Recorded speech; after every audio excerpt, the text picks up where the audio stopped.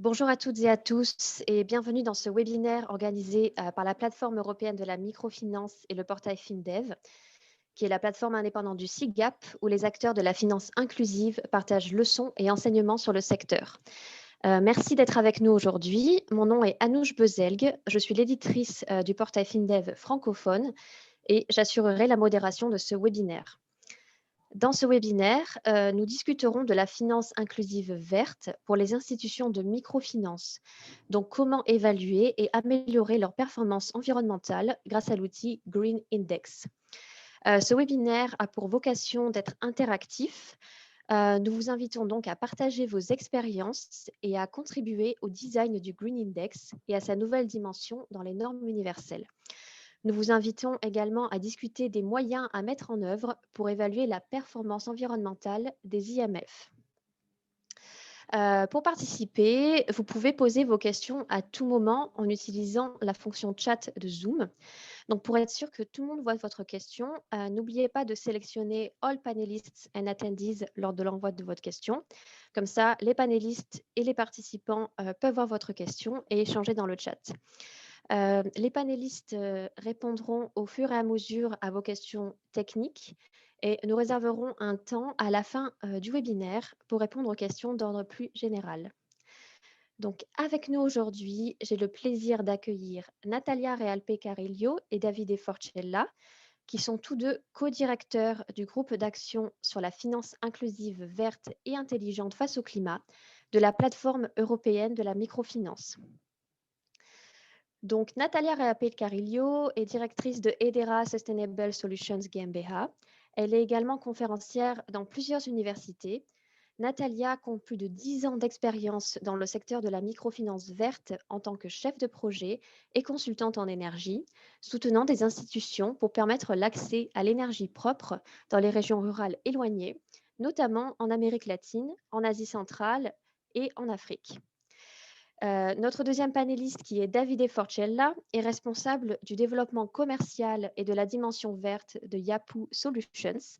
Davide compte plus de 10 ans d'expérience dans la finance verte inclusive. Il a notamment conçu et mis en œuvre des projets en finance verte inclusive dans plus de 10 pays, a mené des études sectorielles sur plus de 1000 IMF dans le monde entier et a participé à la conception et à la mise en œuvre de logiciels dédiés à la finance verte inclusive.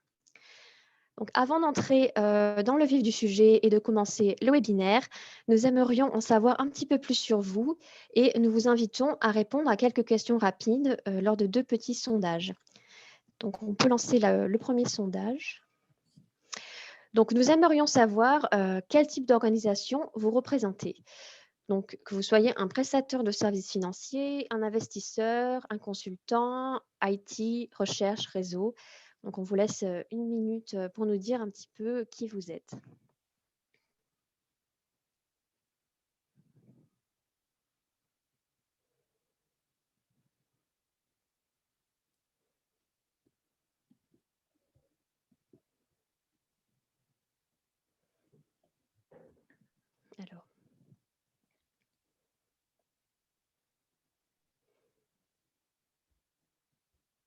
Alors, on peut peut-être passer aux résultats de ce petit sondage. Alors, vous êtes en majorité des consultants, suivis de près par des prestataires de services financiers et des investisseurs. Est-ce qu'on pourrait maintenant passer au deuxième petit sondage, s'il vous plaît?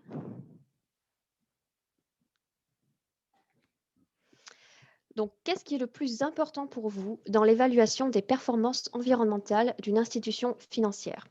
Est-ce que c'est son offre de produits verts, sa stratégie verte, sa gestion interne des risques environnementaux, sa gestion des risques environnementaux externes ou bien sa gestion de la vulnérabilité des clients?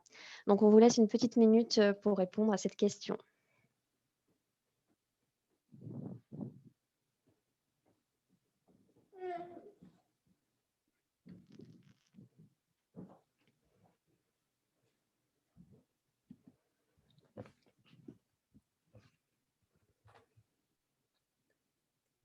Merci. Donc, je pense qu'on pourrait passer aux résultats.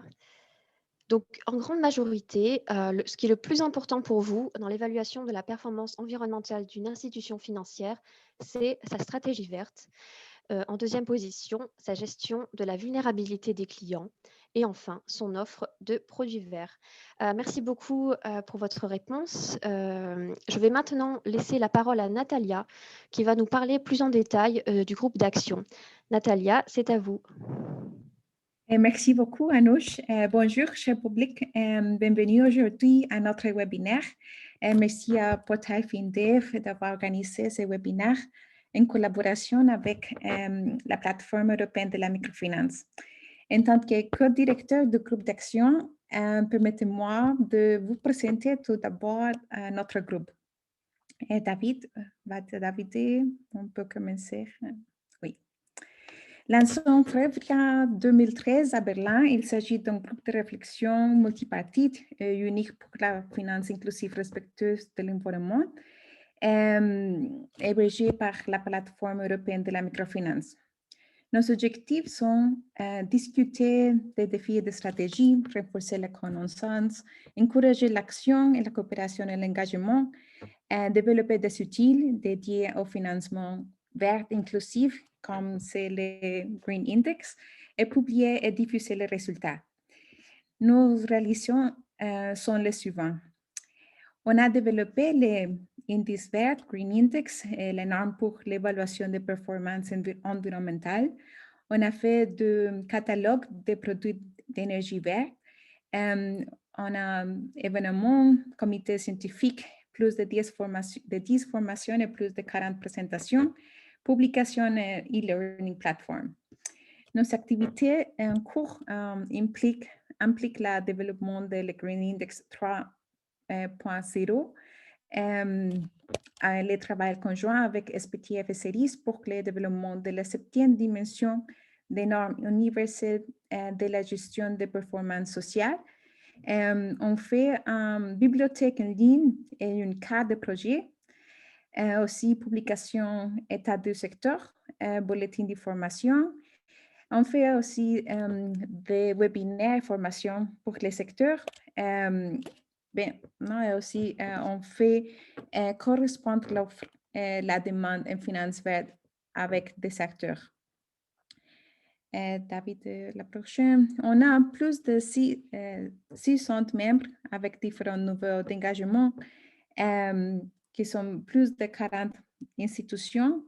On est organisé au sous-groupe d'activités avec ADA, Alterfin, Grameen Crédit Agricole, PAMICA et encore plus d'acteurs.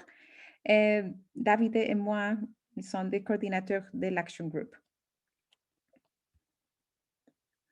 Alors, on va commencer par les sujets qui nous intéressent, l'évaluation et soutien pour l'amélioration de la finance verte inclusive. Si nous voulons améliorer, nous devons aussi mesurer ce qui sera présenté avec l'outil Green Index.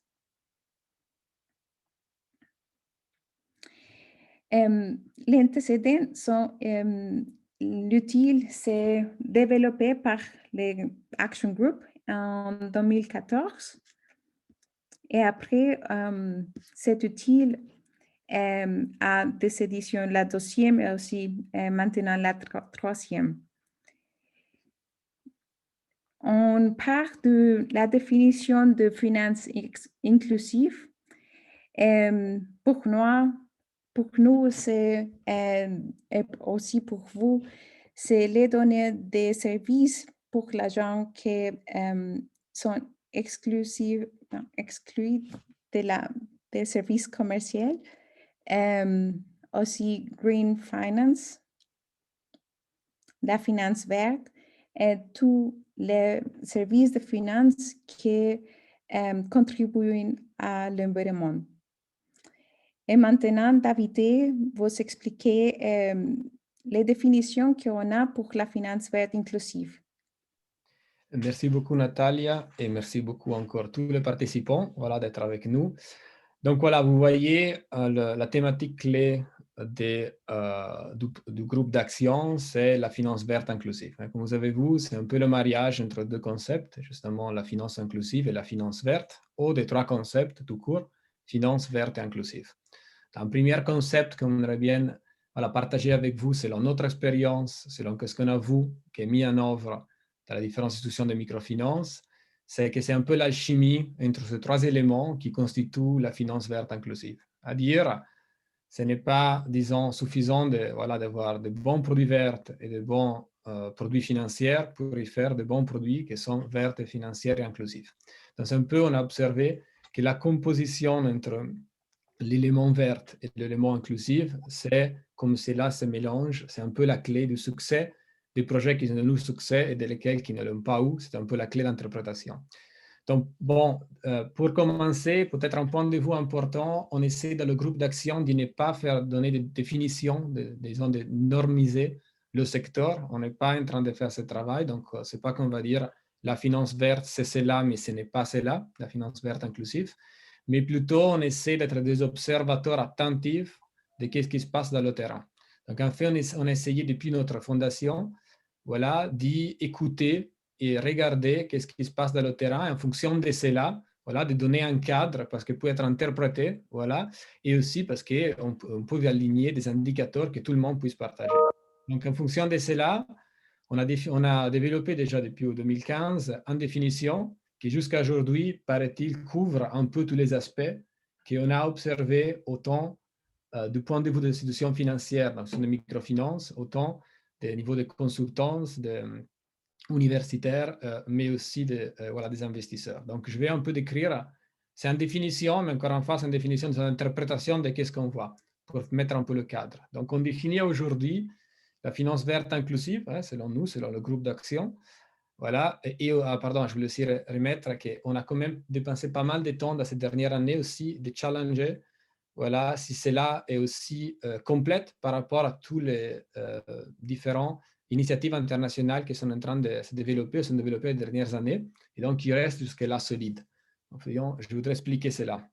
Donc, la définition de finance verte inclusive, voilà, c'est la suivante normalement, encore une fois, au niveau opératif, sont des services financiers, voilà, justement, on parle des finances, ok, et on dit justement des services financiers, on ne dit pas forcément seulement de crédit, parce que justement, il inclut des crédits, et normalement, il inclut des crédits davantage, mais il peut être aussi d'autres services financiers, ça peut être de l'assurance, ça peut être des remittances, ça peut être des épargnes, voilà, et aussi des services qui sont non financiers, voilà, dans le cadre non financier. Alors, ça veut dire qu'on reste dans le cadre d'une institution qui donne des services, qui fournit des services financiers, mais peut aussi donner toute seule en partenariat à d'autres services non financiers comme sensibilisation, génération de capacités, partenariat avec fournisseurs de services, etc., qui soutiennent, voilà, qu'est-ce qui est visé, qu'est-ce que c'est le centre de cette finance, les opportunités économiques. Et là, souvent, on pense comme opportunités économiques, justement, des activités génératrices de revenus, donc c'est plutôt de l'investissement, des entreprises, etc., mais aussi des besoins. Et là aussi, quand on pense à les besoins, il faut les disons, décliner selon deux possibilités. Un, c'est des besoins d'utilisation. Imaginez des panneaux solaires pour éclairer la maison. Voilà, c'est consumption loan. Ou des besoins du point de vue de réduction des risques. Imaginez, par exemple, des irrigations goutte à goutte, voilà, pour réduire le risque des sécheresses dans les agriculteurs. Voilà, donc des besoins qui peuvent être des ménages, des micro-petites entreprises. On peut aller jusqu'aux moyennes entreprises. Le cadre important, c'est qu'ils soient exclus ou partiellement exclus, voilà, du secteur bancaire commercial. Et là, c'est les trois éléments, disons, clés, voilà, qu'ils soient de manière propre, voilà, donc de façon qui ne pollue pas l'environnement, qu'ils soient de façon résiliente, donc qui contribuent à générer des résiliences et réduire la vulnérabilité, et qu'ils soient à niveau durable, et ça dans cette durabilité où il y a la triple bottom line, à dire que c'est durable du point de vue commercial, voilà, donc du point de vue financier, du point de vue social, donc il ne va pas exclure des gens, mais il va en inclure davantage, et du point de vue justement environnemental. Alors, je parlais beaucoup sur cela, vous inquiétez pas, ça c'est la slide où je vais parler le plus, ça fait un peu le concept. Vous voyez que la définition est plutôt large, donc c'est de là qu'il y a l'idée justement de dire, OK, vous avez observé tout cela, mais comment on va à le disons, étaler et définir selon des indicateurs que tout le monde peut partager. Et c'est là, c'était le rôle depuis le début de le Green Index, de traduire cette diversité, voilà, des activités qu'on voit sur le terrain et de le définir selon un indicateur. Alors, le Green Index naît en 2014, voilà, pour le groupe d'action. Voilà. Et à l'époque, voilà, on regardait toutes les activités, on a essayé de dire, depuis 5 ans, il y avait pas mal d'activités qui passaient sur le terrain. Et donc, un peu les acteurs pionniers, ils ont commencé à définir, à discuter comment on peut avoir un indicateur que les différents acteurs, les investisseurs, les consultants, les institutions puissent commencer à utiliser. Donc, on a travaillé sur cela, on l'a développé sur la base des connaissances actuelles qu'on avait. Et dès son utilisation, on était clairement déjà inclus de sa conceptualisation comme dimension 7 dans l'outil d'audit social de Ceres, donc l'SPI4. Donc, ça fait déjà depuis 2014 qu'il est là. On savait déjà, quand on l'a développé, que ça, ce n'était pas la fin. C'était la première fois qu'on mettait quelque chose comme ça sur le terrain, donc on envisageait déjà de pouvoir faire une deuxième version. Et en fait, après 2 ans, voilà, on a commencé à conceptualiser une nouvelle version, encore à l'intérieur du groupe. Ça veut dire de façon coopérative, quand on parlait ces différents 40 acteurs, 40 institutions, on l'a fait avec eux, mais aussi en plus qu'avec eux, on a travaillé pas mal avec le Mix Market à l'époque, dans lequel on avait lancé un sondage avec plus de 100 institutions de microfinance, qui on savait qu'ils avaient des pratiques vertes, voilà, pour pouvoir définir est-ce que cet indicateur vert, ça vous convient, ça ne vous convient pas, c'est utile, c'est pas utile, voilà, est-ce que voilà, ça sert pour tracer la performance environnementale. On a compilé toutes ces informations-là, on a introduit aussi davantage un composant quantitatif qui avant n'existait pas. Donc, pas seulement de regarder est-ce que vous avez une politique environnementale, mais aussi de dire bon, combien de crédits vous avez déboursé aujourd'hui, cette année, pour des efficiences énergétiques, pour de l'agriculture soutenable. Voilà.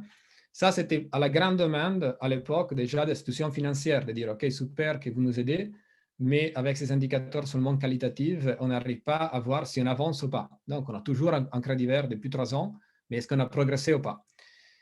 Donc, on a introduit cela, on a lancé la version 2 que vous pouvez trouver en ligne. Voilà, c'était intégrer la nouvelle version, encore une fois, avec Ceres, qui était aussi partie du groupe d'action dans l'SPI4. Et on a développé avec Ceres, justement, un outil, donc le manuel, ça c'était plus tard, 2019, de comment évaluer, comment utiliser le Green Index. Vous le trouvez aussi ça en ligne sur cette lien. Donc maintenant, qu'est-ce que c'était le résultat?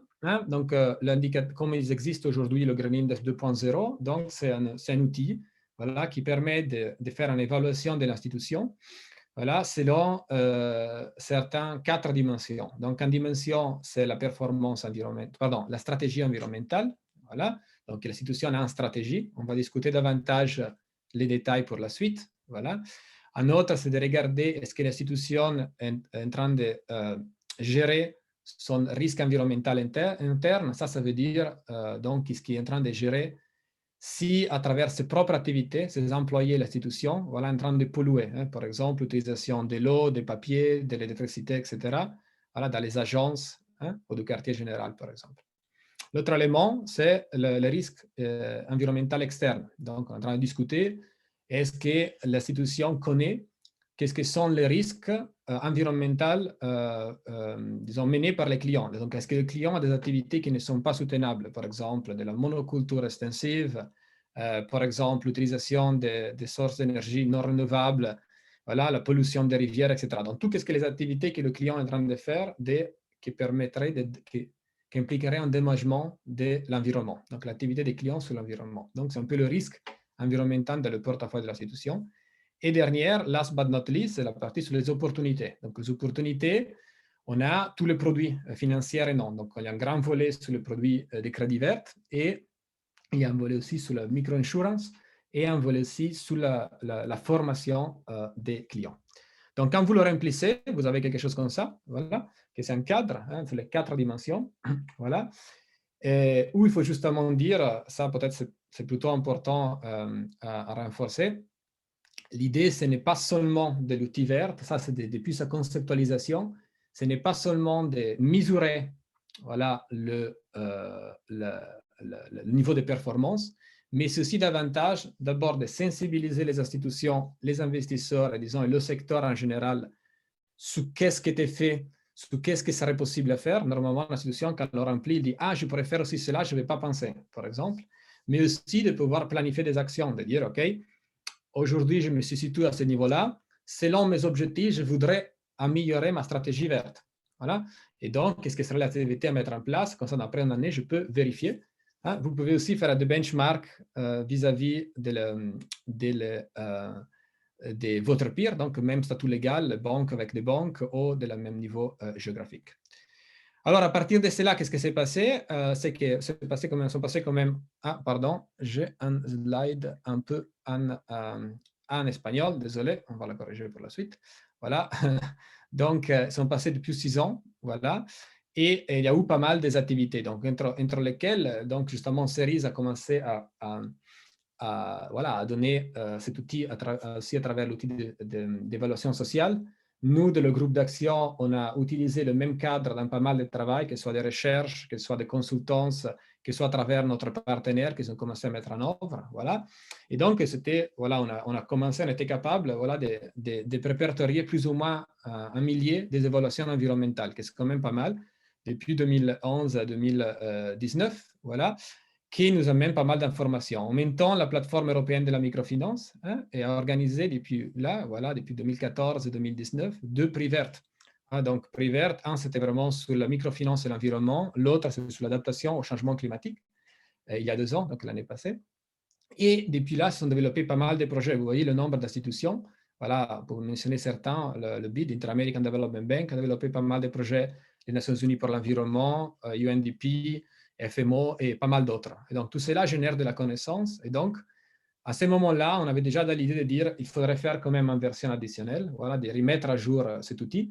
C'est passé pas mal de temps, pas mal d'expérience. Et c'est là où, avec grand plaisir, on a croisé les voies aussi de l'SPTF, la Social Performance Task Force, qui en collaboration avec Cerise est en train de réfléchir, voilà, de mettre la performance environnementale entre les standards universels de performance sociale.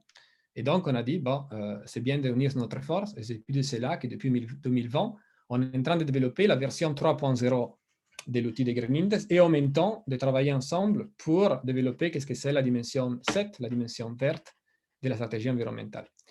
Alors, donc, aujourd'hui, qu'est-ce qu'on va faire? Donc, la seule chose peut-être que je vais vous dire, la chose qu'on a avancé pour le plus innovative, c'est ceci qu'on s'est rendu compte qu'il y avait une dimension qui était manquante de ce que je vous décris jusque-là, que si vous, dans le premier pool qu'on a discuté, vous avez déjà dit que c'est plutôt relevant. Et c'est la dimension de vulnérabilité. On a discuté sur les 4 axes de le Greenindex 2.0, pas mal, sous l'impact que puisse avoir le client sur l'environnement, mais était partiellement inclus le contraire. Donc, l'impact que l'environnement voilà, ou le climat puisse avoir sur les clients. Donc, est-ce que c'est la vulnérabilité des clients au changement climatique? Est-ce qu'il est affecté sa production, sa capacité de repaiement? Voilà. Est-ce que le manque d'accès en accessible à l'énergie voilà, génère une pauvreté énergétique? Donc, l'idée contraire de dire qu'est-ce que sont les vulnérabilités du client. Donc, on a travaillé pas mal sur cette dimension-là pour l'inclure dans la dimension 3.0, donc le volet de vulnérabilité et résilience des clients.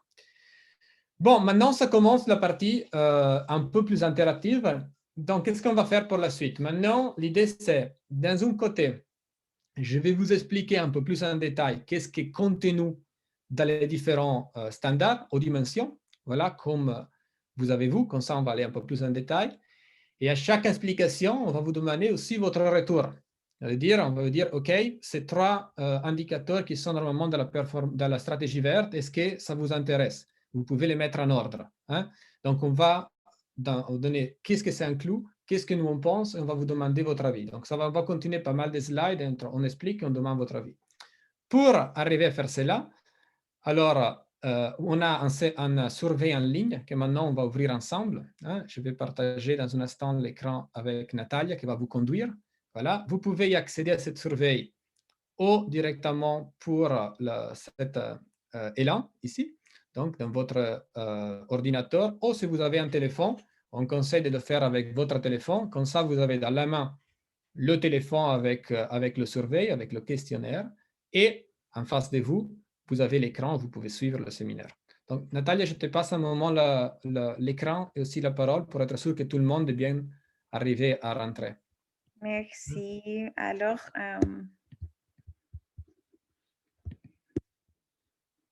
okay.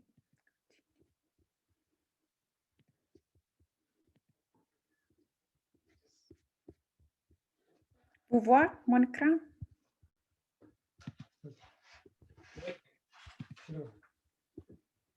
Alors, on commence.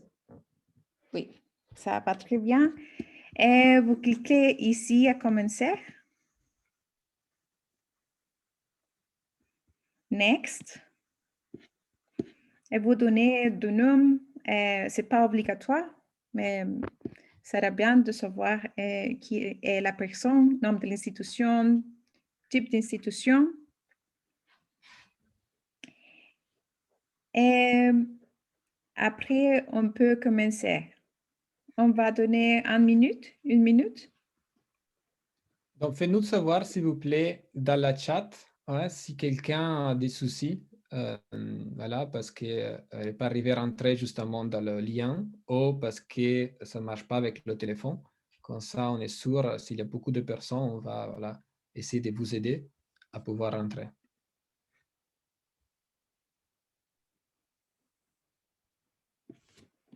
Alors. Et dire autre. Davide, Oui.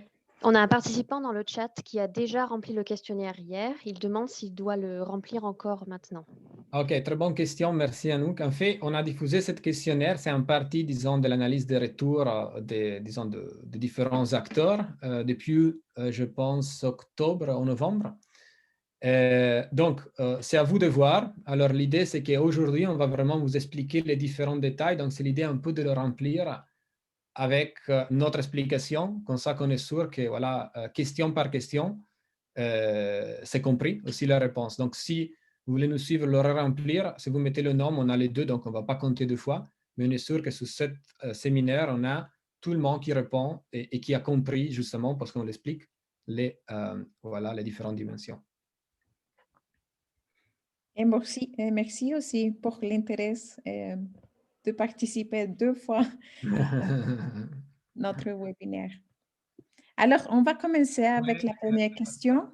Pardon, tu es sur le risque interne, tu es sur la stratégie, je pense.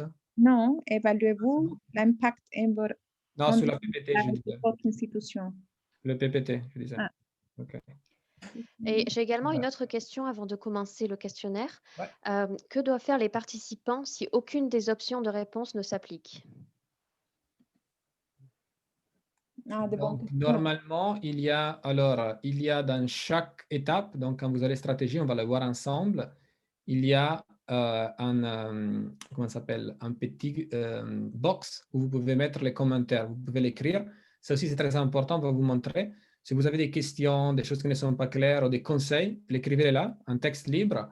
On va essayer d'utiliser cela aussi comme frequently asked question pour la suite.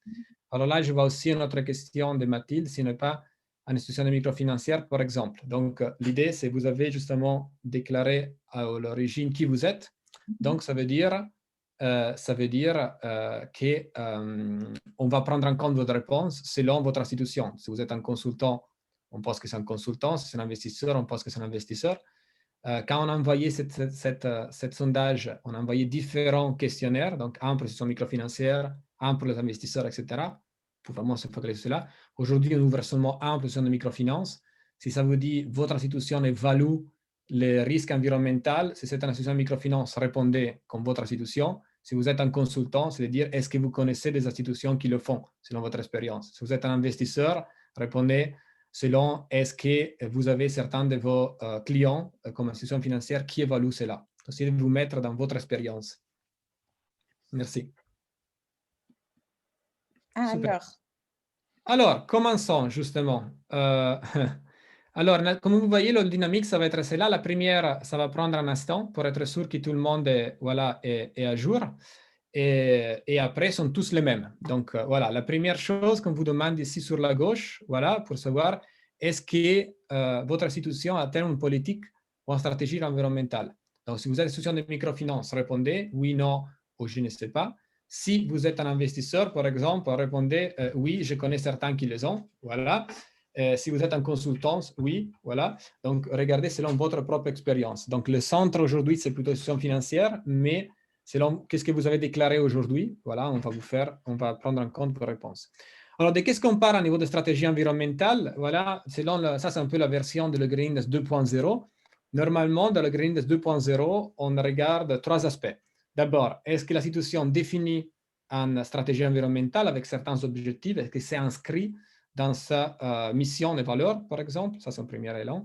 Le deuxième, est-ce que cette stratégie est gérée et surveillée? Donc, est-ce qu'il y a une politique environnementale avec des objectifs clairs, une stratégie pour l'atteindre et qui doit faire cela? Donc, est-ce que quelqu'un qui est en charge de gérer cette atteinte de ces objectifs? Est-ce que vous faites des rapports? Donc, est-ce que vous générez des rapports voilà, à l'intérieur de la institution, ça veut dire avec vos employés, ou à l'extérieur, par exemple, avec les investisseurs? Donc, question ici, sur la gauche, maintenant Nathalie va vous montrer, qu'est-ce qu'on va vous demander? Est-ce que vous pouvez mettre en ordre, selon vous, ces trois éléments en ordre d'importance? Donc, le premier, justement, c'est le plus important, voilà, et lequel en bas, c'est le plus bas. Alors, il faut cliquer, on vous montre Natalia. Pardon, si tu peux le dire. Pour les personnes avec des mobile phones, Ouais. on doit faire par clic. Donc, en fait, oui, c'est important. Si vous le faites sur votre écran, c'est super facile. Vous cliquez, vous mouvez. C'est un fait, vous bougez. C'est un fait, vous le faites sur votre téléphone. Voilà, il faut cliquer, garder, presser le doigt. Vous voyez qu'il change un peu de couleur et vous glissez pour la suite.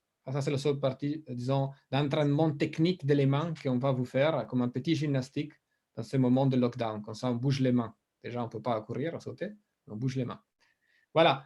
Donc, si vous avez fait cela, après, qu'est-ce qu'on va vous demander justement? Et ça, c'est pratiquement le même exercice qu'on avait fait aussi avec le Green Index 2.0, c'est de comprendre est-ce que cette dimension dans sa globalité, donc la stratégie environnementale, est-elle pertinente? Donc, est-ce que c'est important pour la stratégie performance environnementale? Vous pouvez dire oui, c'est très important, voilà, en quelque sorte relevant ou pas du tout, c'est hors sujet. Est-ce que votre institution a utilisé déjà certains des indicateurs? Alors, encore, si c'est une institution de microfinance, répondez pour ce que vous faites. Si c'est des consultants ou des investisseurs, répondez selon vos partenaires. Voilà. Est-il facile? Alors, ça, c'est très important. Ça, on va demander tout cela pour toutes les dimensions. Est-ce qu'il est facile? Est-ce facile de surveiller ces indicateurs? L'intérêt, c'est de dire, on va faire quelque chose que c'est utile et c'est facile à faire. Voilà. Et aussi, est-ce que c'est utile, dans le sens de dire, c'est utile pour la prise de décision? C'est-à-dire, est-ce que une fois que vous le faites, après, vous le mettez dans un tiroir ou vous pouvez l'utiliser pour quelque chose? Vraiment, répondez selon votre propre intérêt. C'est très bien que vous me dites, non, ce n'est pas utile du tout. Donc, ça veut dire que voilà, on peut le monitorer, on peut le remplir, on sait qu'est-ce que c'est, mais ça ne nous aide pas à prendre des décisions. Alors, ici en bas, comme Natalia vous montre, si vous avez des commentaires, des suggestions, voilà, s'il vous plaît, de l'écrire en texte libre. Comme on disait tout à l'heure, on va les prendre comme frequently asked questions ou commentaires. On va, si vous avez mis votre nom, on peut aussi essayer de vous répondre à tout le monde s'il y a des questions, voilà, pour la suite du séminaire. Et sinon, on va le prendre en compte pour tout ce que c'est cette dimension-là. Voilà. Est-ce que tout le monde est arrivé à remplir la première étape pour après passer à la prochaine? La prochaine sont tous pareils, donc ça doit rester plus facile et dynamique. Et je crois qu'on peut passer déjà à la question deuxième. Alors, on y va à risque. Maintenant, on parle des risques internes. Donc, dans le Green Index 2.0, voilà, on a divisé les risques entre internes et externes. Alors, au niveau des risques internes, comme on a dit, on prend en compte qu'est-ce que c'est les risques internes. C'est de comprendre si l'institution déjà est en train de surveiller son empreinte écologique, donc l'utilisation de papier, d'énergie non renouvelable, des déplacements, de l'eau, etc. Voilà, ça c'est un élément. Vous voyez, surveiller l'empreinte environnementale, il sait combien il consomme. Et est-ce qu'il est en train de mettre en ordre certaines actions? Donc, mettre en ordre certaines actions, ça peut être formalisé ou pas formalisé. Ça peut être de la sensibilisation aux officiels de crédit, d'utiliser moins de papier, voilà. Ou ça peut être vraiment en politique de dire il faut, voilà, tous les branches vont être passées à l'énergie renouvelable. Alors, d'abord, on va vous demander dans le questionnaire, est-ce que vous avez déjà mis en œuvre certaines de ces activités pour réduire votre empreinte environnementale interne? Donc là, je souligne, on ne parle pas des clients. Ce n'est pas les clients en train de polluer à ce moment-là, c'est les employés ou l'institution. Répondez oui, non ou je ne sais pas. Et l'autre, on va vous demander exactement la même chose. Voilà, c'est est-ce que vous pouvez, s'il vous plaît, mettre en ordre d'importance, c'est plus important de surveiller, voilà, ou mettre en ordre des actions. Nous, on observe souvent qu'il y a des actions qui sont mises en ordre, il y a un engagement, mais on ne peut pas monitorer l'avancement. Donc, regardez qu'est-ce que c'est bien pour vous plus important dans l'ordre d'importance. Et après, la prochaine slide, Natalia, l'autre slide, on va vous demander exactement la même chose. Donc, est-ce que cette dimension, donc le risque interne, n'est pas chaque indicateur, est pertinente? Est-il pertinente? C'est les mêmes questions, les mêmes réponses. Est-ce que voilà, c'est utile, c'est facile à utiliser ou pour prendre des décisions? Est-ce que vous l'avez déjà fait? Voilà. Encore une fois, si vous avez des commentaires, c'est la même structure. Vous avez des commentaires, vous pouvez les mettre là, voilà, pour collecter des informations. Voilà. On va maintenant passer justement à la prochaine dimension, qui est une dimension que souvent on prend en compte aussi dans pas mal des autres outils développés pour la performance environnementale des institutions. Donc, on parle des risques environnementaux externes. Donc, maintenant, de qu'est-ce qu'on est en train de parler? On est en train, encore une fois, de comprendre si on est en train d'être, disons, d'impacter négativement l'environnement. Mais maintenant, pas pour les institutions mêmes, mais selon les prêts qu'on fait. Donc, on regarde, est-ce que les activités des clients, voilà, sont en train d'impacter négativement l'environnement. Donc, ça, c'est la dimension des risques externes. On est en train de polluer les rivières, on est en train de couper les arbres, on est en train d'utiliser des OGM, etc., etc. Donc, là, normalement, on a regardé jusque-là un certain ensemble d'indicateurs qui sont, est-ce que l'institution est en train d'évaluer le niveau de risque? Donc, est-ce qu'il a un outil, que ça peut être aussi voilà, une liste de bonnes actions et mauvaises actions à faire. Voilà. Est-ce qu'il y a des indicateurs pour pouvoir évaluer si le client est en train de polluer l'environnement? Le deuxième, c'est de dire, est-ce que le client est en train d'inclure cet résultat, donc de cette évaluation des risques, aussi comme un facteur de l'analyse du crédit. Donc, il ne s'arrête pas seulement à dire, ah, c'est bon, c'est pas bon. C'est un des éléments qui inclut, ça ne veut pas dire que c'est le seul, voilà, ou c'est obligatoire, voilà, mais c'est pris en compte dans l'évaluation des prêts. Et l'autre, est-ce qu'il y a vous faites des actions dans cette sensibilisation des clients? Donc, vous sensibilisez les clients vis-à-vis voilà, des risques qu'eux sont en train de polluer voilà, l'environnement. Alors, d'abord, vous pouvez mettre justement en ordre ces trois-là. Tu peux monter un instant sur la première question, Nathalie, s'il te plaît? Oui. Voilà, la question, ouais, justement, est-ce que vous évaluez les risques, ou vous connaissez des institutions avec qui vous travaillez, si vous n'êtes pas d'institution financière, qui évaluent les risques environnementaux des activités des clients? OK? Donc, ça, c'est le point oui, non, je ne sais pas. Et après, vous demande gentiment de nous dire en ordre d'importance lesquels de ces trois éléments-là, selon vous, sont les plus importants. En haut, le plus important, en bas, le moins important. Et ici encore, on va vous demander, est-ce que tous ces standards-là, donc l'analyse des risques externes des clients, voilà, est-ce que c'est quelque chose que vous pensez que c'est important, utile pour la prise de décision? Voilà, vous l'avez déjà utilisé. Encore une fois, vous avez le box pour pouvoir nous faire des retours. En même temps que vous complétez, je vous donne un petit background de dire pourquoi ça nous intéresse tout cela. D'abord, c'est justement parce que comme groupe d'action, on n'est pas seulement inclusif dans le nom, on voudrait vraiment inclure tout le plus possible des acteurs et continuellement de voir leur retour, mais aussi parce que c'est très important de définir non pas seulement les axes relevants ou les indicateurs, mais aussi de comprendre chacun qui est plus ou moins relevant pour les différents acteurs. Parce que derrière, vous imaginez, il faut définir un système de poids. Alors, le système de poids, c'est important et donc on a un cadre méthodologique, mais c'est important de le retour. On va à la prochaine étape. Alors, je vous demande directement la première question. On parle maintenant des opportunités. Donc, la première question, c'est est-ce que votre institution octroie des prêts verts ou est-ce que vous connaissez, voilà, si vous êtes un investisseur ou un académicien ou un consultant, des institutions qui font des prêts verts?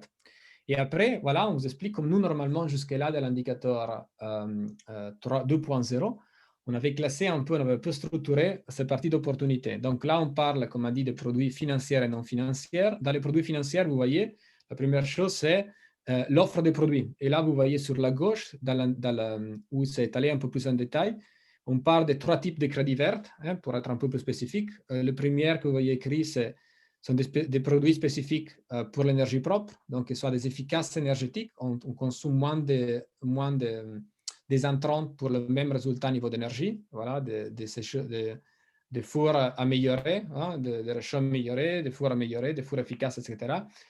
Et ou des énergies propres, donc panneaux solaires et tout ce que c'est, énergie renouvelable, biodigesteur et tout cela. L'autre type de crédit vert qu'on prend normalement en compte, c'est plutôt lié à l'agriculture. Est-ce que vous avez des pratiques pour, voilà, pour de l'agriculture plus soutenable? Imaginez diversification des cultures, irrigation goutte à goutte, agroforesterie, intrants organiques. Et le troisième, c'est est-ce que vous avez aux institutions, ils ont des prêts qu'on appelle autres prêts verts. Donc, là, c'est tout le reste qui ne sont pas les premières deux, et notamment, il inclut typiquement du recyclage, des gestions des déchets, d'accès à l'eau propre, etc. Donc, ça, c'est les trois produits crédit. Et après, on a un produit assurance, hein, la micro-assurance, normalement, parce que c'est un élément que c'est financier, mais n'est pas crédit, qui est plutôt développé. Voilà, aussi gagné un prix dans la dernière édition de la plateforme européenne de la microfinance. Donc, ce que l'institution fournit toute seule, mais peut être aussi à travers des partenariats. Voilà, de l'assurance. Alors là, c'est très important. On prend en compte seulement de la micro-assurance liée, voilà, à des problèmes environnementaux ou climatiques. Qu'est-ce que ça veut dire? Ce n'est pas pris en compte en assurance décès, mais c'est pris en compte justement dans l'assurance que ce soit agricole ou climatique. Hein? Et dernier point, très important aussi, normalement, on regarde est-ce que l'institution fournit pour soi-même ou à travers des partenaires de la formation, hein, donc de la création des capacités, de l'assistance technique aux clients. Voilà, on vous demande, est-ce que vous pouvez mettre en ordre ces 5 indicateurs? Voilà, même chose, vous cliquez ou vous mettez votre doigt, vous faites glisser. Comme ça, nous, on peut voir selon votre ordre d'importance. Et voilà, et après, on vous demande en général, qu'est-ce qu'on vous demandait jusque-là, c'est de dire, est-ce que ce standard est pertinent pour la performance environnementale? Donc, est-ce qu'avoir des produits financiers ou non financiers verts, c'est important pour évaluer la performance environnementale de l'institution financière? Ouais, est-ce que vous connaissez certaines des institutions qui ont utilisé certains de ces indicateurs-là? Si vous êtes une institution, répondez pour vous. Là, vous pouvez aussi répondre, pas encore, mais je vais le faire.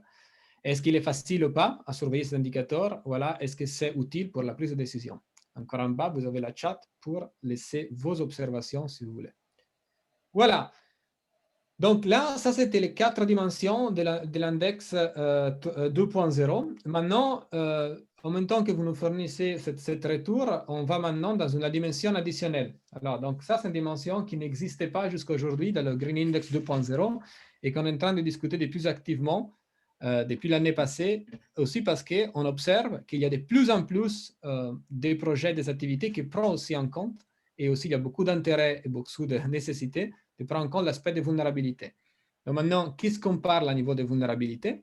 Vulnérabilité, maintenant on parle si le client, les institutions sont-elles affectées, voilà, du risque, par exemple, climatique. Donc, c'est l'impact du risque du climat sur le client. Donc, ça veut dire, est-ce que le client est sensible, voilà, est vulnérable, par exemple, à des sécheresses, à des inondations, voilà. Donc, c'est là, ce n'est pas que le client est en train de polluer l'environnement ou émettre des émissions de gaz de CO2, donc, mais c'est vraiment le contraire. Tous les clients aujourd'hui travaillent dans un environnement qui est dégradé, malheureusement, à la grande majorité. Le changement climatique est en cours, la perte de biodiversité est en cours, la réduction de production de sol est en cours. Donc, on travaille dans une situation complexe qui expose les clients à des vulnérabilités additionnelles et par conséquent aussi expose les institutions financières à des vulnérabilités additionnelles. Parce que vous imaginez que si le client est vulnérable, par exemple, en sécheresse, bon, alors aussi votre portefeuille est vulnérable en sécheresse. Donc, vous êtes exposé à une vulnérabilité climatique. Donc, ça, c'est la dimension additionnelle sur laquelle on a travaillé depuis quelques temps. Et là, on vous demande justement de mettre en ordre, selon vous, d'abord, pardon, est-ce que vous savez s'il y a des institutions où vous-même, vous prenez en compte, vous évaluez la vulnérabilité des clients vis-à-vis du changement climatique? Donc, est-ce que, par exemple, dans l'évaluation d'un prêt, vous dites elle est très exposée s'il se passe quelque chose? Voilà. Et après, la question ici, c'est de mettre un peu, de comprendre, selon les différentes dimensions de vulnérabilité, lesquelles vous retenez que c'est plus important. Donc, j'ai introduit la thématique selon la vulnérabilité climatique. Ça, c'est plutôt clair, qu'on a bien discuté. Mais il y a d'autres dimensions de vulnérabilité qu'on voit qui sont de plus d'intérêt, de plus en plus pris en compte. Par exemple, en vulnérabilité, c'est par rapport à la précarité énergétique. Alors, donc, ce n'est pas seulement de ne pas polluer la planète, voilà, mais c'est aussi de dire le fait que le client a un accès pas opportun, donc un bas accès ou un coût très élevé voilà, à des sources d'énergie, ça l'expose à un certain risque de pauvreté. Donc, c'est une précarité énergétique. Ça, c'est un cadre de vulnérabilité. L'autre, c'est la vulnérabilité à la dégradation des écosystèmes. Alors là, par exemple, voilà, est-ce que si il y a une perte de biodiversité dans les champs, ça va réduire la possibilité de produire. Hein, ça, c'est aussi indépendant du climat. Hein. Ou, par exemple, vous travaillez dans des cas où vos champs sont totalement pollués, les rivières sont polluées, et justement, voilà, vous êtes exposé à cette dégradation environnementale. Et la troisième, c'est la vulnérabilité et la contamination. Donc là, c'est l'idée de dire le fait que le client n'utilise pas, par exemple, des engrais organiques ou des énergies renouvelables, ce n'est pas seulement potentiellement nuisible pour l'environnement, mais aussi expose les clients, voilà, à des risques associés. Par exemple, voilà, si vous avez des feux ouverts dans la maison, voilà, ben voilà, vous êtes exposé, par exemple, à la contamination à travers de la fumée. Donc, c'est un impact de santé. Hein. Ou utiliser des agrochimiques, ben vous savez, il passe souvent, si vous êtes dans le terrain, que le client peut se contaminer et donc tomber malade. Donc ça, c'est l'autre partie de vulnérabilité, la contamination. On vous demande, s'il vous plaît, de les mettre en ordre. Si c'est très important, de quelque sorte pertinent ou pas du tout. Voilà. Et après, voilà, de nous donner votre avis. S'il manque quelque chose, on a oublié quelque chose, vous avez des commentaires. Merci. Voilà. Alors, maintenant, on a parcouru un peu les 5 dimensions. Vous voyez, il y en a un qui se rajoute, c'est la vulnérabilité. On vous demanderait simplement, maintenant qu'on a un peu en détail, est-ce que vous pouvez, s'il vous plaît, maintenant mettre en ordre les 5 standards qu'on a discutés. Donc, vous avez maintenant, il y a la stratégie environnementale, il y a la gestion des risques internes, la gestion des risques externes, la vulnérabilité et les opportunités. Pratiquement, ça, c'est le même survey qu'on vous a fait au début de la présentation, sans vous expliquer de qu'est-ce qu'on parlait. On aimerait bien maintenant qu'on a essayé un peu d'expliquer les différents éléments. Si vous pouvez aussi nous faire votre retour, alors pour voir si votre réponse reste consistante maintenant qu'on a essayé de vous expliquer certaines choses. Voilà, ça change votre opinion. Et aussi, s'il vous plaît, de nous faire savoir en bas, vous voyez, est-ce qu'il y a des facteurs, voilà, en plus de ces standards qu'on a mis sur le terrain, donc ces 5 standards, qui on a oublié. Et si c'est là, s'il vous plaît, voilà, de nous dire qu'est-ce qu'on a potentiellement oublié. On veut vraiment collecter tous les retours. Ça va vraiment aider nous et surtout le secteur, voilà, d'être complet et d'être intéressant pour tous. Hein. Voilà. Donc maintenant, on passe à le dernier point du questionnaire. Après, on va vous expliquer rapidement où on est sur le point de réflexion de l'indicateur vert 3.0, parce que ça fait quand même pas mal qu'on y travaille, et donc on vous partager cela avec vous. Les dernières choses qu'on vous demande, et après vous pouvez reposer, et c'est moi qui travaille, voilà, c'est, comme vous savez, on a introduit depuis déjà quelques temps les indicateurs quantitatifs. Donc l'idée c'est, est-ce que vous pouvez nous mettre en ordre? Il y en a pas mal, mais ça c'est un peu le plus important, selon vous, lesquels de ces indicateurs quantitatifs sont les plus importants. Donc, le nombre de prêts verts décaissés, par exemple, pendant l'année dans l'institution, le volume, donc en euros, en dollars, en monnaie locale, décaissé de prêts verts, est-ce que c'est un indicateur important?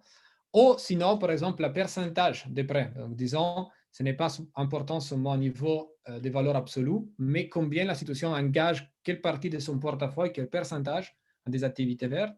Et le dernier, c'est le nombre des clients avec un contrat de microassurance, que ce soit climatique ou agricole. Donc, si vous pouvez les mettre en ordre, ces 4-là, voilà. Et après, justement en bas, on vous demande exactement la même chose. Est-ce que les indicateurs, les indicateurs quantitatifs sont pertinents, sont faciles à suivre? Est-ce qu'ils sont utiles pour la prise de décision? Est-ce que vous connaissez certaines institutions qui les ont déjà utilisés? Si vous avez des indicateurs quantitatifs qu'on a oubliés, mettez-les justement en ordre. Alors, avant de conclure et de passer à la Greenest 3.0, alors la question qu'on vous demande justement, on est en train de développer cette prochaine version de l'indicateur vert. Voilà, question, est-ce que vous serez intéressé, voilà, de l'utiliser? Voilà, donc vous pouvez répondre oui, on prévoit de commencer à l'utiliser. On l'a déjà utilisé, on veut continuer. Hein, sommes intéressés à utiliser, mais utilisons déjà d'autres outils. Non, voilà, ça ne nous intéresse pas. On utilise notre outil, on ne veut pas, hein, et nous ne sommes pas intéressés.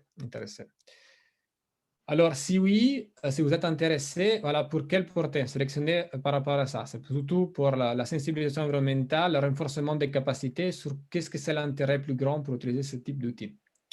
Est-ce que vous serez intéressé? Alors ça, c'est un point important. Là, on va un peu où c'est qu'est-ce que c'est inclus dans l'indicateur de le 2.0. On a collecté certaines informations. Maintenant, la question, c'est que dans pas longtemps, on va à terminer ces indicateurs verts 3.0 et les dimensions 7 de performance environnementale avec les SPTF. La question est, est-ce que vous serez intéressé à une session de formation sur la performance environnementale dans laquelle aussi on prévoit de vous accompagner. On va faire une même formation comme là, de remplir de zéro tout le nouveau indicateur vert. Donc, est-ce que ça c'est multiple choice, vous pouvez choisir aussi, est-ce que vous pensez que quelqu'un de vous ou vos institutions serait intéressé à avoir de la formation spécifique sur des produits verts, sur la stratégie verte, sur l'évaluation de gestion des vulnérabilités ou sur le suivi des impacts environnementaux. Donc, le groupe d'action est là pour soutenir le secteur. Donc, on va recompiler un peu de qu'est-ce que vous avez besoin pour pouvoir faire des propositions. Serez-vous intéressé à rejoindre le groupe d'action? Nous, on est, comme on dit encore une fois, je répète, on est inclusif dans tout. Donc, ça veut dire ce n'est pas un groupe exclusif. Ce n'est pas quelqu'un qui décide. C'est l'idée vraiment de mettre ensemble toutes nos expériences et d'aligner comme on peut être de mieux pour nos clients finaux. Donc, voilà, est-ce que vous êtes intéressé à nous joindre? Si vous avez la réponse, on va vous contacter et on va discuter ensemble, on va vous inclure dans nos activités. Alors, c'est important, dans la prochaine slide, on va dire, vous avez submit. Si vous avez bien rempli, s'il vous plaît, de nous envoyer le questionnaire, comme ça, peut être pris en compte dans une petite étude qu'on va faire et aussi, dans la réflexion pour compléter cet outil de 3.0 et la dimension 7. Alors, j'ai vu quelqu'un qui dit qu'il vient de s'unir. Bienvenue. On a partagé le lien dans la chat. Donc, ce n'est pas maintenant le moment de refaire, si vous venez de vous unir, le survey. Vous pouvez le faire pour la suite. Le survey va rester ouvert. Donc, maintenant, pour y terminer notre présentation, avant de prendre quelques questions, où on est? Pourquoi on vous a demandé tout cela? D'abord, on va vous remercier pour tout l'effort et toute la matière grise que vous avez mis et tout le partage d'expérience parce que vous êtes en train de contribuer, j'espère de manière plutôt inclusive, à la réflexion actuelle qu'on est en train de mener dans le groupe d'action pour la finance verte, inclusive et climatiquement intelligent avec Cerise et l'SPTF et pour le développement de la Green Index 3.0 et de la dimension 7 des standards universels de la performance sociale. Alors, peut-être quelques mots là. Alors, d'abord, qu'est-ce que vous voyez? C'est un travail en cours. Donc ça, c'est l'état, disons, d'avancement de où on est. De comment on pense que ça va être structuré la dimension 7 et le Green Index 3.0, qui vont être totalement alignés, ou le plus alignés possible, normalement totalement alignés. Et je dépense dernières 2 minutes avant de passer aux questions à vous dire un peu comment on voit la chose. Vous voyez, là, vous voyez seulement les standards. On ne va pas s'étaler sur les pratiques essentielles, ni pas sur les indicateurs. Ça va être fait dans une session dédiée. Mais l'idée des standards, vous voyez, on les a, dans cette transparence-là, on les a 4. Donc il y a un volet d'entrée, que c'est le 7.1. Vous voyez, c'est la partie risque et vulnérabilité. Donc on pense, et ça c'était un peu la dimension qu'il n'y avait pas jusque-là, que la question d'évaluer et de gérer la vulnérabilité des clients, c'est vraiment un peu la clé aussi de comme la finance verte est clairement inclus naturellement dans double bottom line. Qu'est-ce que je veux dire? Si on ne gère pas la vulnérabilité des clients, soit du point de vue social, et aujourd'hui il y a un changement climatique, donc le changement climatique va impacter la capacité de repaiement, la pauvreté, va impacter la capacité, la possibilité d'y inclure les clients dans l'offre de services financiers et non financiers. L'institution se va exposer à un risque majeur du point de vue des crédits, donc impacte la performance financière, mais aussi d'un risque de ne pas atteindre sa mission sociale. Donc c'est pour cela qu'on a commencé à appeler la dimension 7.1 comme l'évaluation et la gestion de la vulnérabilité des clients. Les vulnérabilités, on a discuté tout à l'heure. Après, on passe justement à la dimension 7B, que c'est risque d'impact. Là, on parle de la dimension qu'avant on appelait les risques externes et internes. Donc, c'est cela, on sait d'évaluer si l'institution même ou à travers ses clients, ils ont un risque d'impacter négativement l'environnement ou le climat. Donc, émission de gaz CO2, coupe des arbres, etc. Il y a une évaluation, s'évaluer, c'est gérer. Est-ce que il y a une stratégie pour réduire cet impact environnemental. Et après, on passe justement les produits et services qui existaient déjà. Voilà, donc on a dit produits financiers et non financiers. Une chose que je pense très importante, que c'est une chose encore nouvelle qu'il n'y avait pas dans le 2.0, que ces produits et services avant étaient présentés justement comme des opportunités, ça veut dire pour des opportunités productives pour le client ou des consumption, quoi, des nécessités. Aujourd'hui, on le voit aussi justement comme des outils pour contribuer à l'adaptation. Vous voyez les petites flèches, c'est-à-dire le produit vert permet aussi, donc attention, de ne pas exclure les clients. Le développement des produits verts, il permet de ne pas s'exclure parce qu'on pourrait dire que le client est trop vulnérable ou il dommage trop l'environnement. Non, le développement d'un produit vert, il permet de générer des capacités. Il permet de réduire la vulnérabilité des clients. Donc, on développe un produit d'énergie propre. On réduit sa pauvreté énergétique. On développe un produit d'agriculture soutenable. On réduit l'impact que le climat a sur les clients. Donc, il favorise l'inclusion, réduit la vulnérabilité et génère des capacités qui vont favoriser aussi l'inclusion financière et sociale. Pour y terminer, vous voyez, tout le monde a dit que c'est très important la partie stratégique. C'est clair. On l'appelle. Attends, derrière, slide derrière, parce que terminé. Le dernier point, c'est que vous voyez, on l'a mis de façon transversale. Voilà.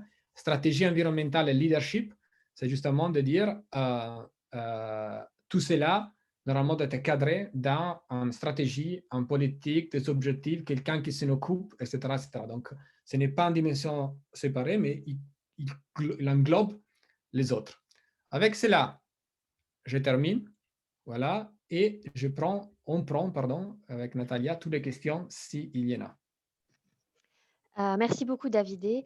Donc, il nous reste 2 minutes avant la fin du webinaire. Si vous êtes d'accord, on peut rester peut-être 5 minutes de plus pour répondre à quelques questions. Donc, j'ai une première question sur les risques. Donc, est-ce que ça signifie que les risques internes sont les risques que l'institution génère pour les parties prenantes externes de par son activité, alors que les risques externes sont ceux que l'environnement externe fait peser sur l'institution? Ok, merci beaucoup pour la question. Non, l'interprétation n'est pas correcte. Alors, bon, c'est pour cela aussi qu'on a changé les noms et ça doit être surtout un travail qu'on est en train de faire depuis quelques temps. On va faire de plus en plus en détail. C'est vraiment sur les définitions, les noms, la spécification, etc. Ça, c'est un travail très important parce que justement, certaines fois, les noms peuvent être trompeuses. Alors, qu'est-ce que je veux dire?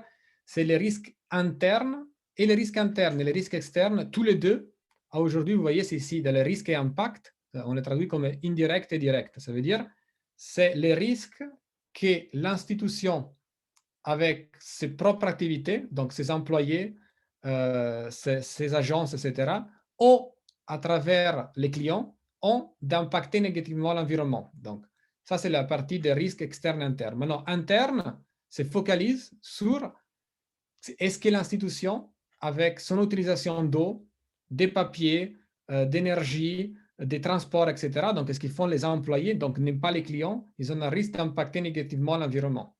Et les risques externes, en fait, s'appellent externes parce que ce n'est pas l'institution même, ce n'est pas elle qui génère de la pollution, mais en finançant des clients, c'est les clients qui ont des activités non durables, par exemple, l'utilisation des chimiques ou de coupe des arbres. Donc, c'est externe parce que les clients, aujourd'hui, ici, on les appelle indirects. Vous voyez qu'on a changé un peu la nomenclature jusqu'à aujourd'hui, mais on doit y travailler encore pas mal. C'est les clients qui polluent l'environnement et donc, par conséquent, ce risque est dans le portefeuille de l'institution. Dans les deux cas, c'est l'impact vers l'environnement. L'option qui est demandée, c'est donc que les risques que le climat impacte négativement l'institution ou le client. Donc, il y a un risque de crédit, disons. Par exemple, il y a une sécheresse, il perd tout le récolte et donc le client ne peut pas repayer le crédit. C'est le volet que vous voyez ici, vulnérabilité. Donc, on est vulnérable au climat, le client ou l'institution. Vous voyez encore direct, indirect. Indirect, c'est les clients sont vulnérables au climat, voilà, et la situation est vulnérable au climat. Si vous le réinterprétez, et je m'arrête, je parle beaucoup, je sais, c'est dans le volet des risques et impacts, ou qu'est-ce qu'on va avoir externe, interne, on parle de mitigation. Si vous pensez le climat, c'est mitiger, réduire, climate mitigation, et dans la partie climate change mitigation, la partie vulnérabilité, on parle, si vous voulez, dans un exemple, climate change adaptation. Donc, c'est ça un peu comme c'est différent. Merci David. Et une autre question. Pouvons-nous avoir des précisions sur les mécanismes de motivation ou de promotion du service Green Index pour faciliter l'adhésion des clients et la rentabilité pour les prestataires de services?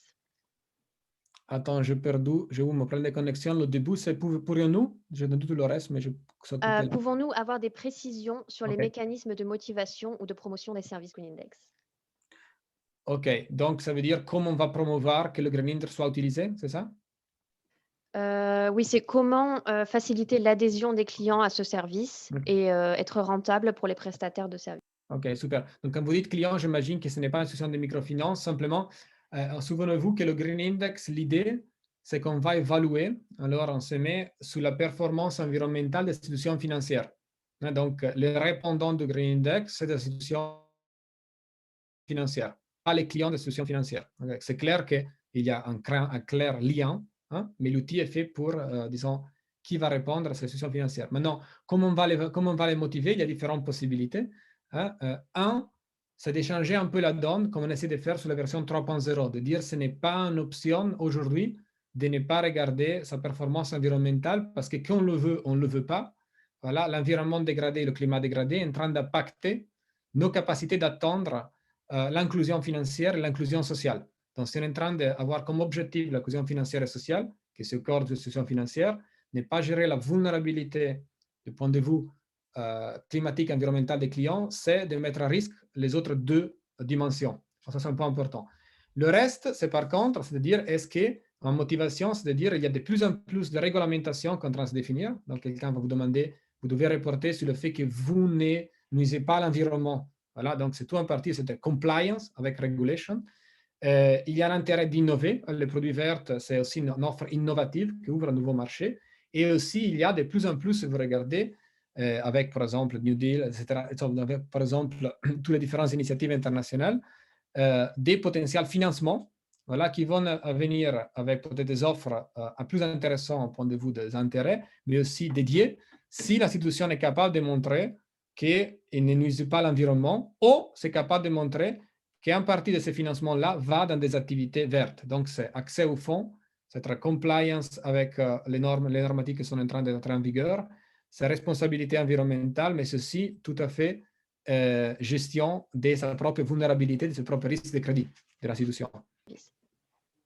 Merci David. Deux petites questions avant de clore le webinaire. Est-ce que les panélistes peuvent nous faire un retour d'expérience sur les leçons apprises de l'application du Green Index dans le passé, depuis 2014? Ouais. J'y vais. Donc, voilà. Bon, qu'est-ce qu'on a observé? Alors, d'abord, les premières leçons apprises, c'est que l'inclusion d'un volet quantitatif, c'est nécessaire.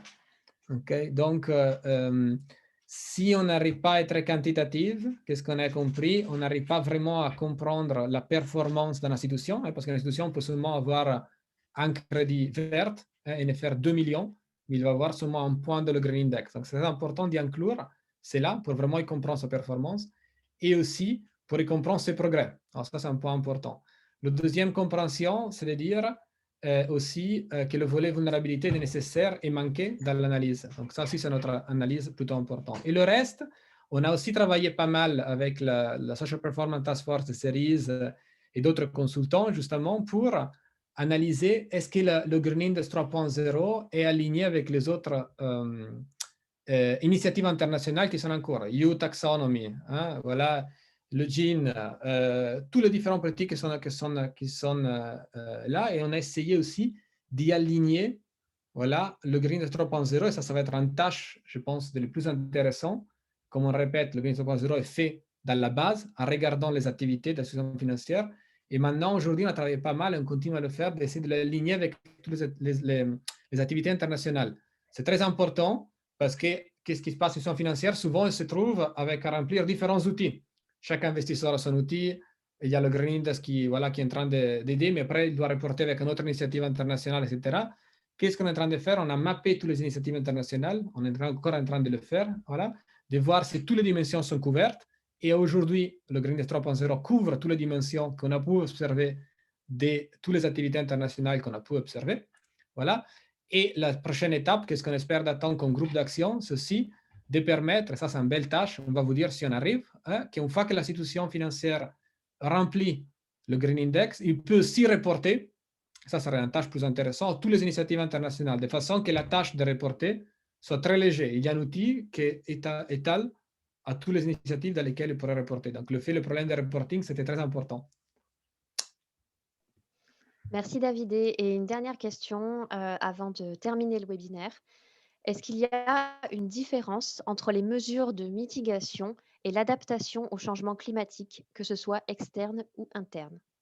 Est-ce qu'il y a, pardon, le premier mot, j'ai perdu, est-ce qu'il y a des... Une différence entre les mesures de mitigation et l'adaptation au changement climatique? OK. Ça, c'est une question super intéressante. Alors, malheureusement, c'est trop intéressant parce que maintenant, j'ai 2-3 heures à vous parler de cette thématique-là. Non, pour le faire en bref, oui, alors, il y a clairement un lien. Hein, la question bref, c'est il y a un lien, et c'est très important.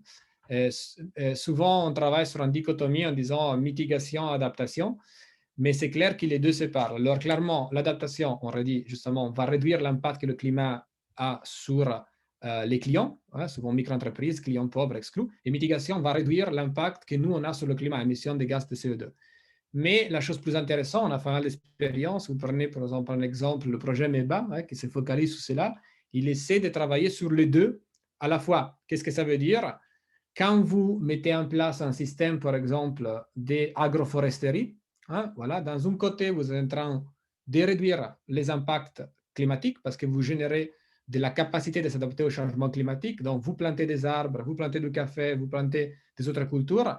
Les arbres protègent dans les oscillations des températures, dans les pluies, etc., nourrissent le sol, et donc vous êtes plus résilient, voilà, moins vulnérable au climat. Ça génère de la capacité de s'adapter au changement climatique. Mais en même temps, il faut savoir qu'une des activités de l'homme, par exemple, qui contribue le plus à l'émission des gaz, c'est par exemple la transformation des sols et le coupe des arbres et la transformation des forêts en terrain arable. Donc, clairement, maintenant, vous êtes en train de vous protéger avec ce système d'agroforesterie, voilà, de risques climatiques auxquels vous êtes exposés, mais vous êtes aussi en train de mitiger, voilà, le climat parce que maintenant, vous avez les sols couverts, vous avez les arbres et cela est en train de réduire l'émission des gaz de CO2, et donc vous êtes aussi en train de mitiger, voilà, vous faites une action de mitigation climatique.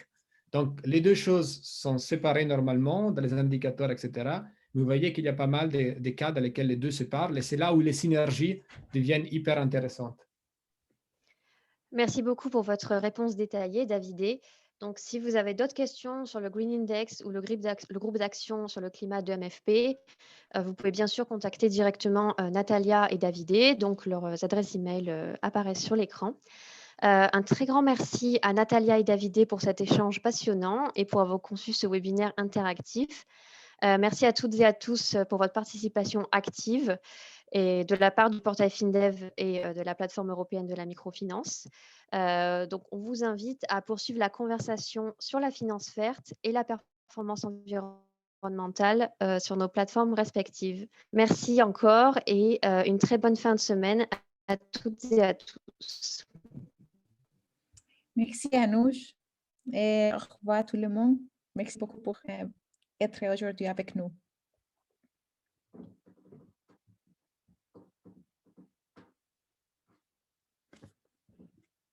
Merci beaucoup, à très bientôt et merci encore pour être là. Merci.